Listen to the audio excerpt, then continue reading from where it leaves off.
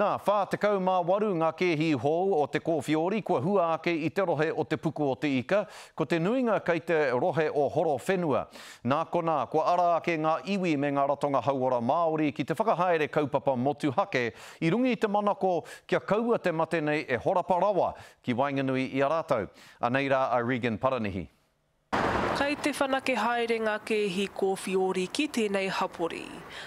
Kua whakatōpū ngā iwi me ngā ratonga Māori kia tuku i ngā rawimi tautoko ki ngā whānau e noho toi maha ana. Everyone is totally committed to being available to do whatever it takes to help our whānau through this period. Ko tā Dairab, nā te noho moho aotanga tuatahi I rite ai rātou mo tēnei hōrapatanga. We are a tight group that we can contact and ring each other for any help that our whānau out there need. E whitu tekau ōrau te nui o te hunga Māori kua pūwerotia ki tēnei takiwā, hei oi nā te kaha hōrapa haere o te mate kōwhiori ki horo whenua, e whakapito ngoi ana ngā iwi me ngā ratonga hauora Māori kia whāia I e tehi whakamātautau rapid antigen, hei ahurutanga ma te hapori. RAT tests will become part of the way we respond, and we don't want our whānau to have any barriers to be accessing those tests. Kua whakatūria e Muaupoko Tribal Authority te ringa kia tū hei pūnaha tautoko I te hunga e noho moho au ana.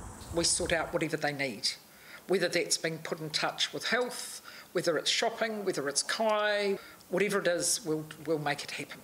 For us, the key message is just reach out. Ka mutu e a ki ana a Dairab I te hapori kia noho matara, mo te tūpono e hōrapa nui ana te kōwhiori I te motu.